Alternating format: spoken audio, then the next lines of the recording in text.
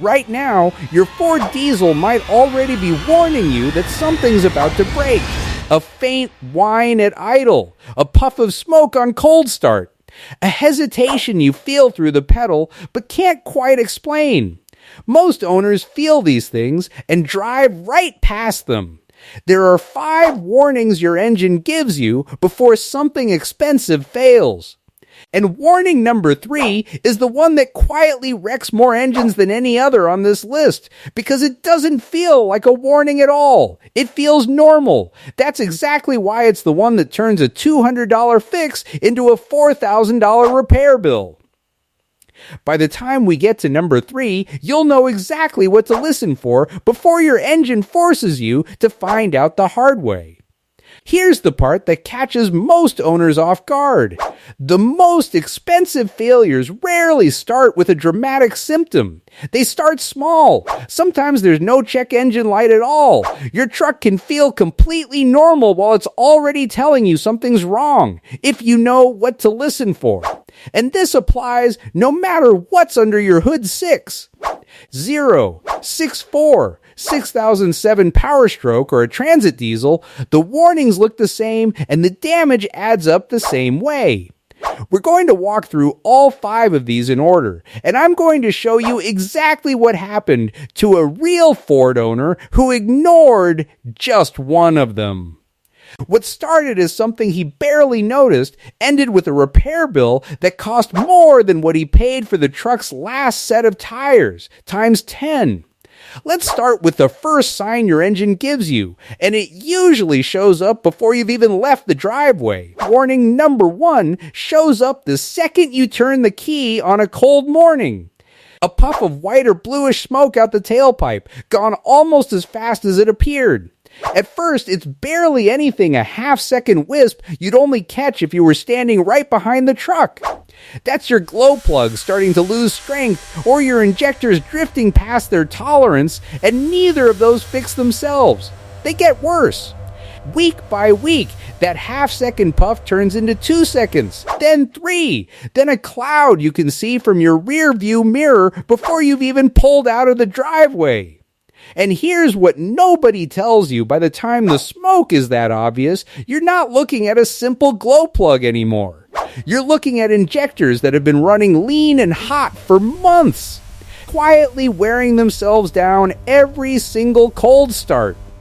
What could have been caught with a 15-minute diagnostic turns into an injector replacement bill that starts at 4 figures. This one's cheap to catch early. It's expensive to ignore late. But the next warning doesn't give you months to notice it. It gives you weeks. Warning 2, the sound your turbo makes before it dies. Have you ever caught yourself listening for a sound your truck makes just to check if it's still there? That's exactly how warning number 2 starts. It isn't something you see, it's something you hear. At first, it's so faint you're not even sure it was real, a thin, high-pitched whine, right at startup, gone in a couple of seconds. You tell yourself it's nothing. Maybe it's cold outside. Maybe it's just how the truck sounds first thing in the morning. A few weeks later, it's still there, but now it hangs around a little longer, and it's just loud enough that you find yourself waiting for it every time you turn the key. You still don't do anything about it because it's not check engine light loud. It's just there. Then one morning, it's not faint anymore. It's a whine that doesn't stop when the engine warms up, sometimes joined by a faint rattle at idle. That sound is your turbocharger, and by the time it's that noticeable, the bearings inside it have already been wearing down for months. This isn't a part that fails quietly in a parking lot. Turbos tend to let go under load climbing a grade, merging onto a highway, towing something heavy the exact moment you need full power the most. And when it happens, it's not gradual. You feel the truck suddenly lose boost, power drops off fast, and for a second, you genuinely don't know what just happened to your engine.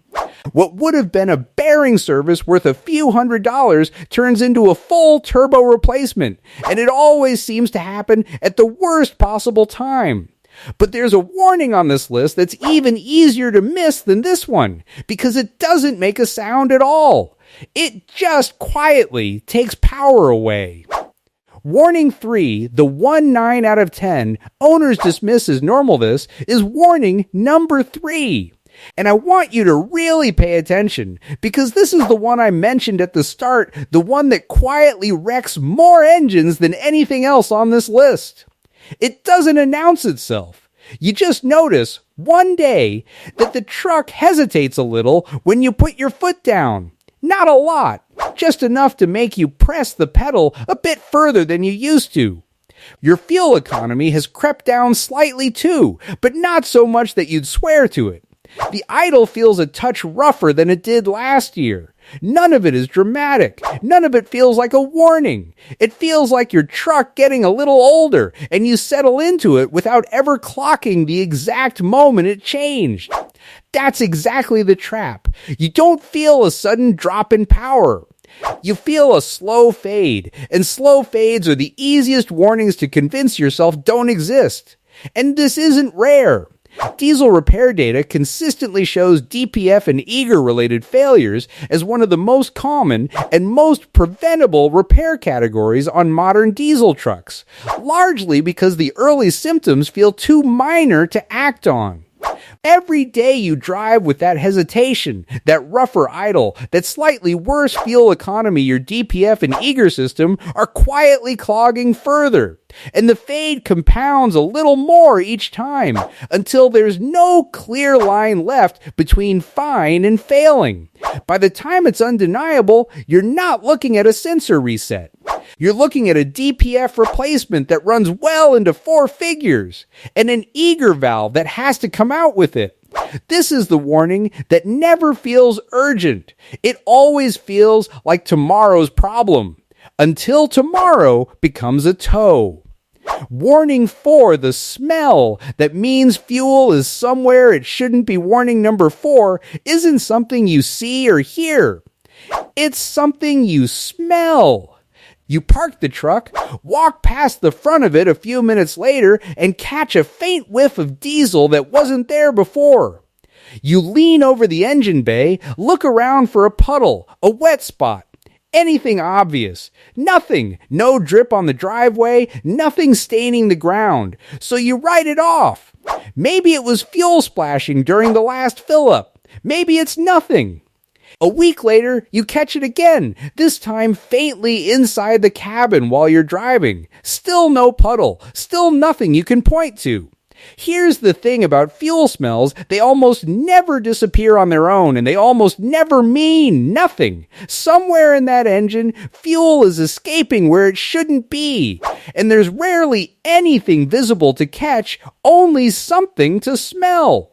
If that fuel is finding its way into your oil instead of just leaking into the air, every single mile you drive after that adds a little more wear to parts of your engine that were never designed to run on diluted lubrication. There's no dashboard light for it. It just steadily shortens the life of components you'd never think to check. Most owners who catch this smell and shrug it off end up bringing the truck in months later for something else entirely, only to find out the real story is far bigger, a leaking injector that's been dumping fuel into the oil for weeks, engine wear that's already been done and can't be undone, and a repair bill that includes injector replacement plus an oil analysis that reads a lot worse than anyone expected. A smell that could have been chased down in an afternoon turns into a repair that never needed to happen. Warning 5, the shift that's telling you the transmission is under stress. Warning number 5 happens when you least expect to be paying attention to it. You're towing, maybe climbing a long grade, or merging onto the highway with your foot down. And for just a fraction of a second, the truck pauses before it shifts. Not a jolt. Not a clunk, just a beat of hesitation, gone almost as soon as you feel it. You tell yourself you imagined it. A few weeks later, it happens again, this time on a shift you weren't even pushing hard for. Then it starts showing up more often, not just under load, but during ordinary driving too. And when it does shift, it's a little firmer than it used to be, a little less smooth. You start driving differently without ever deciding to easing off before hills, avoiding hard merges, second-guessing a truck you used to trust completely. That hesitation is your transmission telling you it's fighting heat and strain it wasn't built to absorb this often. Every mile you drive through it adds damage that never reverses itself. What starts as a fraction of a second pause turns into shifts you can feel in your spine. And by the time it's undeniable, you're not looking at a fluid and filter service anymore. You're looking at a full transmission rebuild and a bill that changes how you feel about a truck you thought you knew. Here's the part that matters most about this last warning, and honestly, about all 5 of them. Your transmission almost never fails without warning you first. None of them do. By the time the hesitation feels obvious, the expensive damage is usually already done. Outro, remember that Ford owner I mentioned earlier, the one who ignored just one of these warnings? It was number 3. The slight hesitation, the rougher idle, the fuel economy that felt a little worse than it used to. He noticed it. He just didn't think it meant anything. For months, he told himself it was normal, that it was just how an older diesel runs. By the time he brought it in, the DPF was completely clogged. The eager valve had to come out with it. And the final bill came out to more than what he'd paid for the truck's last set of tires times 10. And here's what gets me about that story. He isn't careless. He's exactly like most Ford diesel owners, which means he's probably a lot like you. The truck told him. It just never felt urgent enough to listen to. That's the real danger in everything we covered today. It was never really about the smoke, or the whine, or the smell, or the hesitation. It was about mistaking every single one of those for normal. Your Ford diesel isn't trying to break down on you, it's trying to warn you. Expensive repairs almost never happen out of nowhere. They happen because the warning was there the whole time, and it got dismissed until it was too late. So tell me, which one of these 5 made you stop and think? Or have you noticed a warning on your own truck that we didn't cover here? I read every comment, and I want to hear it. If this helped you catch something before it became a repair bill, subscribe, because every week I break down real diesel problems, the mistakes that cause them, and how to catch them early, before they turn into the kind of bill that changes how you feel about your truck. Next week, we're going back to the beginning. The everyday driving habits that quietly create every single one of these 5 warnings, long before your dashboard ever says a word.